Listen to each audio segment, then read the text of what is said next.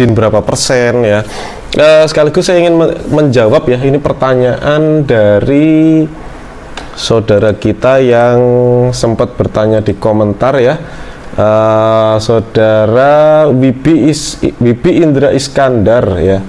Saya barusan pulang dari Jogja tadi, terus nonton komentarnya tentang bisnis. Dan ini ada ya, Mas Arli, bisa tolong dibuatkan konten YouTube cara menghitung HPP. Nah, ini kali ini saya buatkan ya, dan hitungan untuk menentukan keuntungan berapa persen dari produk yang akan kita jual. Terima kasih sebelumnya. Oke, mudah-mudahan apa yang akan saya bagikan ini menurut pengalaman saya.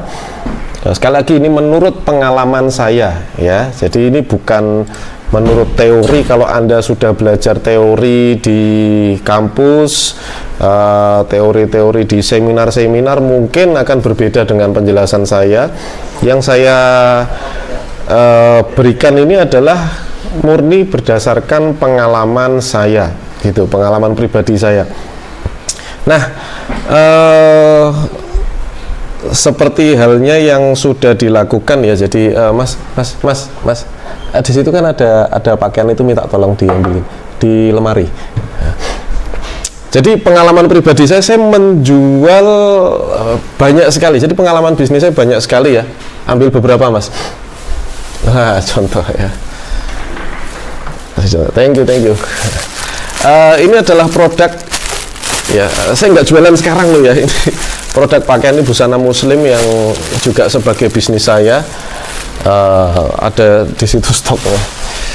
Belum saya pasarkan gitu. Jadi kemarin baru planning aja, kita produksi, terus kemudian kita mau pasarkan. Dan ada beberapa hal yang saya produksi. Saya juga produksi kosmetik, saya produksi blush on untuk makeup itu, kita juga produksi sabun ya. Ini sekaligus menjawab kemarin teman-teman banyak yang penasaran, Mas Arli itu bisnisnya apa aja tuh gitu ya.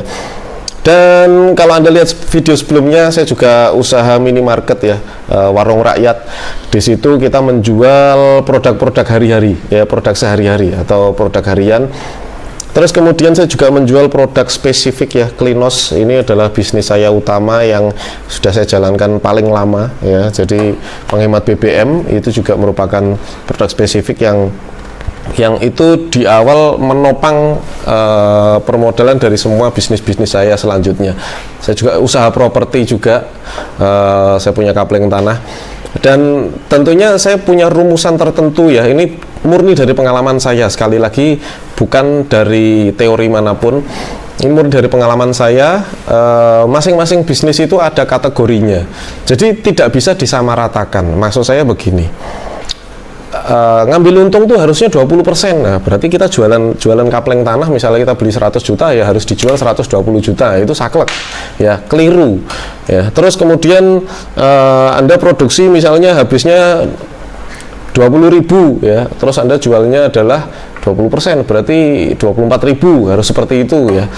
Nah, itu nggak bisa seperti itu, karena masing-masing punya kategori. Nah, seperti apa ya yang bisa saya sampaikan ini? Mohon maaf, sekali lagi video saya kalau pakai tulisan-tulisan seperti ini adalah video tanpa editan.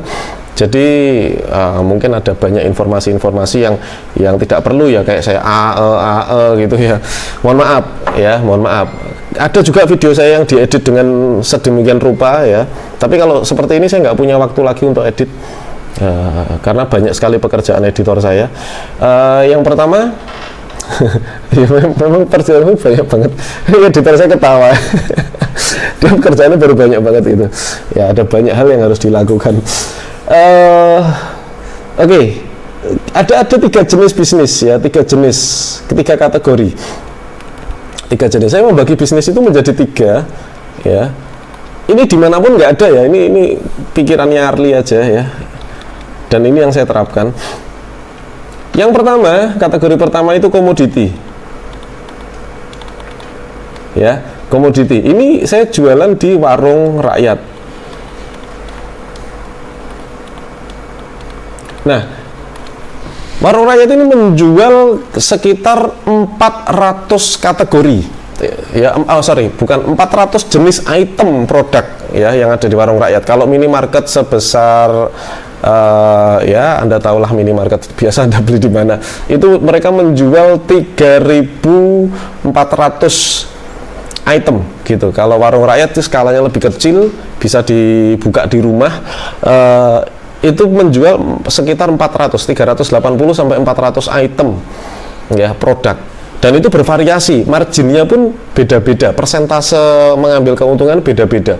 Kalau yang masuk di kategori beras, gula gitu paling 5% ya, 5%. Ya, jadi komoditi ini antara 5 sampai 20%. Nah, komoditi ya, gula, beras, terus kemudian rokok, apalagi macam-macam lah ya, itu ya. Ada snack gitu ya, itu ngambilnya margin tipis-tipis ya, nggak bisa terlalu besar ya. Itu ciri khas bisnis komoditi ya. Apakah jelek bisnis komoditi? Enggak juga. Kalau jelek saya nggak mungkin terjun di bisnis komoditi ya. Marketnya lebih stabil ya, tidak terlalu perlu pemasaran yang heboh gitu ya.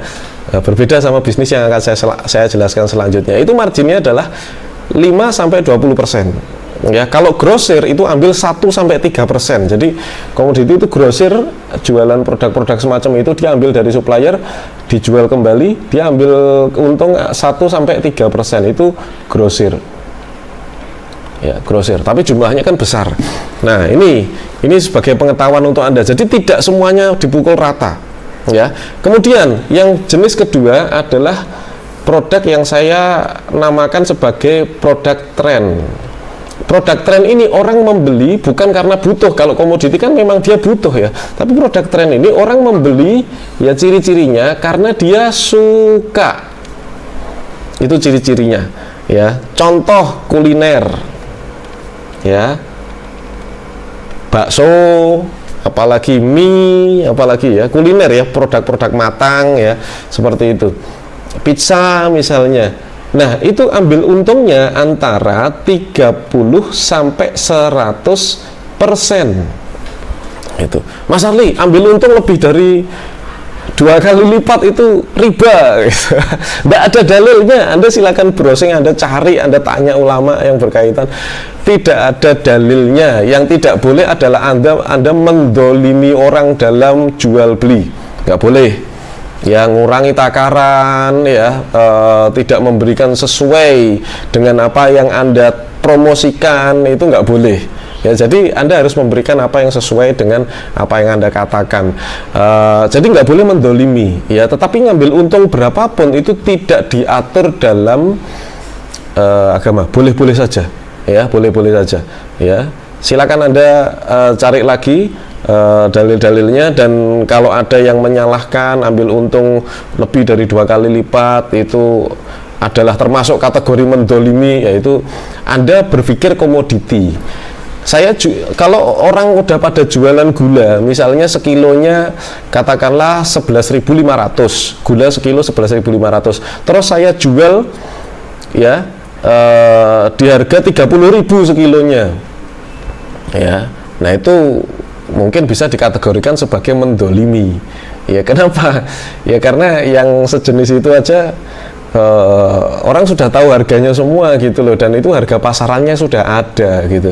Tapi kalau produk tren itu tidak ada harga pasarannya gitu ya, nggak ada harga pasarannya.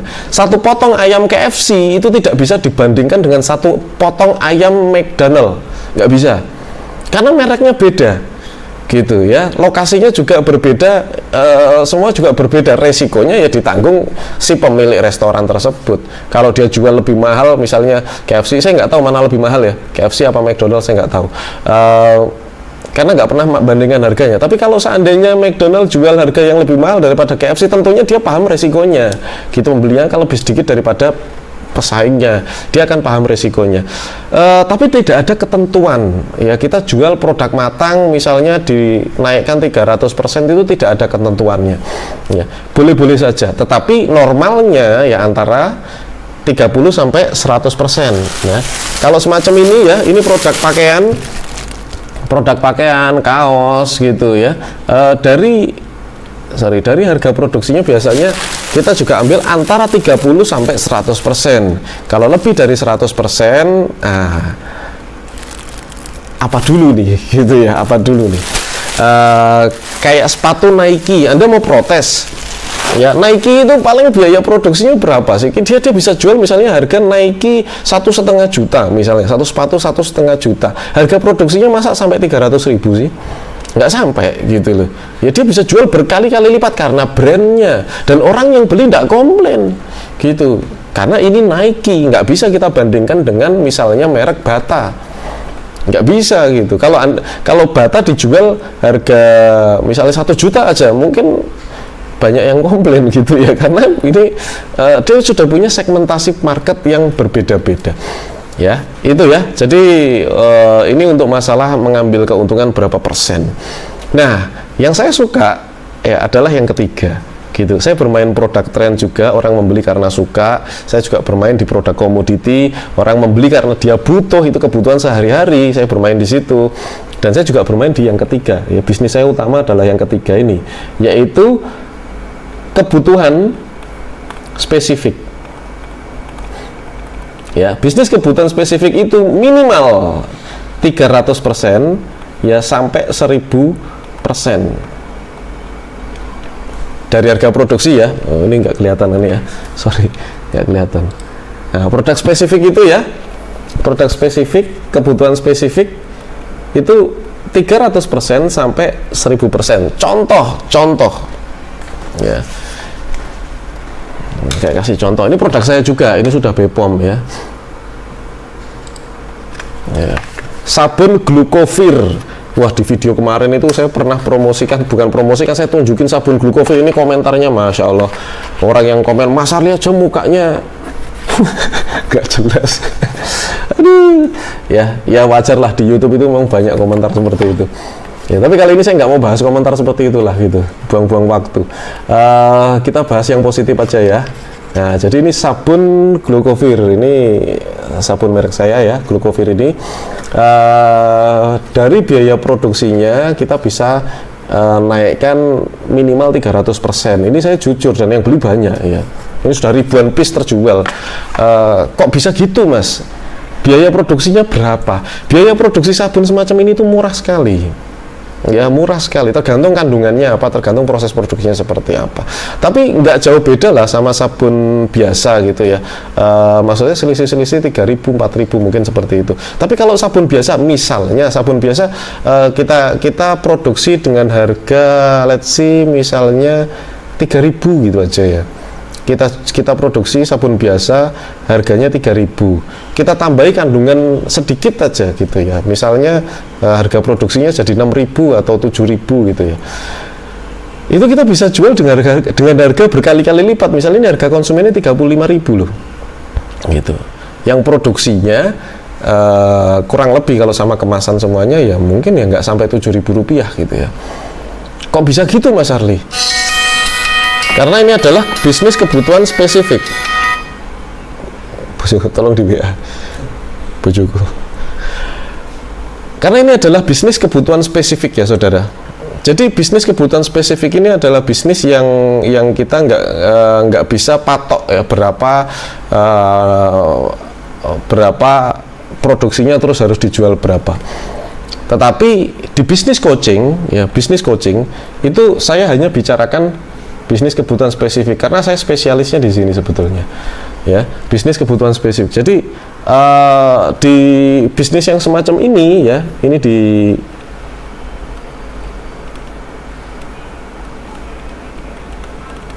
ya, bisnis coaching ini besok jalan angkatan ke-10 ya, angkatan ke-10. Sekarang pendaftaran angkatan ke-11 sudah dibuka ya, nanti Anda silakan klik link di deskripsi. Ini bisnis kebutuhan spesifik, jadi keuntungannya bisa besar. Kenapa kok begitu? Karena yang membeli pun lebih sedikit ya, tidak seperti bisnis komoditi. Komoditi yang membeli lebih banyak tapi pesaingnya juga banyak. Bisnis kebutuhan spesifik memang pesaingnya sedikit, cuman yang membeli juga tidak begitu banyak. Dan saya lebih suka bisnis yang nomor 3 ini, kebutuhan spesifik. Kenapa? Karena margin keuntungannya bisa tinggi ya. Kalau penghemat BBM ini, saya buka-bukaan sama Anda ya, penghemat BBM ini saya produksi hanya dengan uang sekitar 5.000 Rp600 satu botolnya. Kita jual di harga Rp36.000 harga konsumen. Ya, kalau harga agennya dia bisa kita potong lagi di harga Rp25.000 ya. Kalau harga luar Jawa Rp50.000 ya. Kalau harga Jawa Rp36.000. Terus kalau harga agen tunggal itu Rp19.000, tapi dia kuota pembeliannya besar. Kuota pembeliannya untuk agen tunggal satu kota itu maksimal satu agen ya. Di harga 9.120.000 ya, kalau saya nggak salah hitung. Itu dia dapat 480 produk ya, 480 botol untuk menguasai satu wilayah gitu ya. Nanti agen-agen akan membeli sama agen tunggal ini, nggak beli ke pusat. Nah, itu keistimewaan tersendiri untuk para agen tunggal. Tapi Mas Arli produksi berapa sih? Saya cuma produksi di angka 5.600.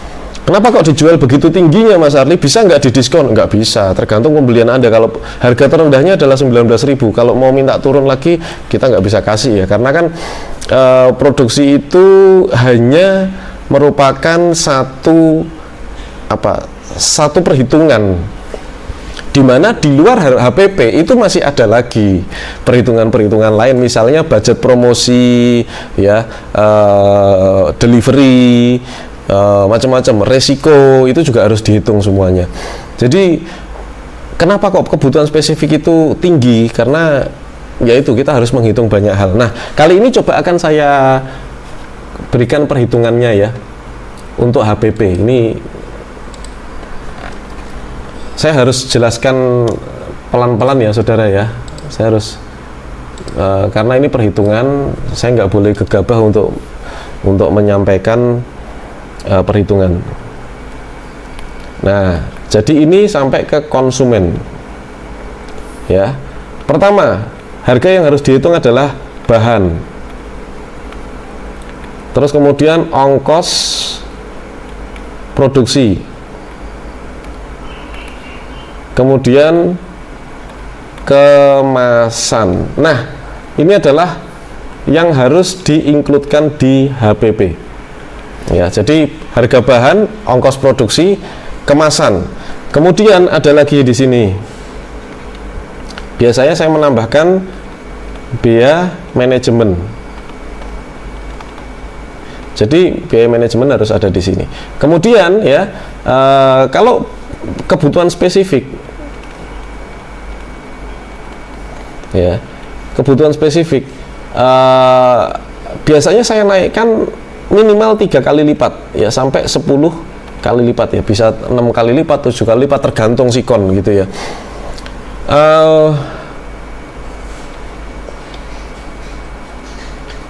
Nanti akan ada lagi ya di sini ya, yang di luar ini adalah biaya, karena biaya promosi itu sifatnya relatif ya, tergantung target kita berapa, kita keluarkan biaya promosi dan kita bagi per produknya. Nanti di sini akan muncul biaya promosi. Ini sebetulnya materi bisnis coaching ya, salah satu materi bisnis coaching yang saya bagikan secara free untuk Anda supaya Anda bisa belajar. Jadi beginilah cara saya menghitung produk. Adalah biaya promosi ini besar sekali ya, relatif ya, maksud saya di awal mungkin kita keluar kecil, nanti karena budgetnya juga masih kecil kalau kita nggak pakai utang ya, nanti semakin lama akan semakin kita besarkan. Artinya biaya promosi ini sifatnya adalah reinvestment.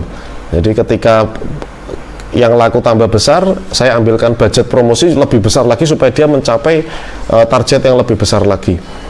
Jadi itu saudara sekalian, cara saya menghitung, cara saya menentukan harga. Tentunya tidak bisa disamaratakan. Ini materi teknis ya, kurang menarik menurut saya untuk disampaikan di YouTube, tetapi karena tadi permintaan dari seorang subscriber, ya saya bagikan untuk Anda ya, mudah-mudahan bisa bermanfaat. Jadi sekali lagi, Anda ingin mengetahui lebih detail lagi tentang bagaimana cara saya membuat produk-produk spesifik, semua perhitungan sampai ke pemasarannya, bahkan murid-murid saya ini juga ya, ini yang punya produk beberapa ya, saya tunjukkan pada Anda. Jadi ini sampel-sampel dari murid-murid saya selalu dikirimkan ke saya untuk minta pendapat saya, dan kadang-kadang beberapa juga minta mau dikasih nama apa, terus bagaimana proses selanjutnya. Ini laris banget di pasaran ini. semacam ini banyak banget kok. Nah, semacam ini untuk pertanian, ada juga banyak sekali teman-teman murid-murid bisnis coaching saya yang sudah sukses dan mereka dibimbing ya sampai jadi gitu. Jadi bagi Anda yang mengikuti bisnis coaching nggak usah khawatir, karena investasi Anda saya pastikan itu worth it ya, karena nanti bimbingannya tanpa batas waktu. Ya, mudah-mudahan bisa bermanfaat video kali ini. Sekali lagi mohon maaf kalau ini semua tanpa persiapan, saya juga baru pulang dari luar kota, ini udah jam 1 malam. Saya sempatkan untuk berbagi dan mudah-mudahan bisa Anda terapkan. Demikian, wassalamualaikum warahmatullahi wabarakatuh.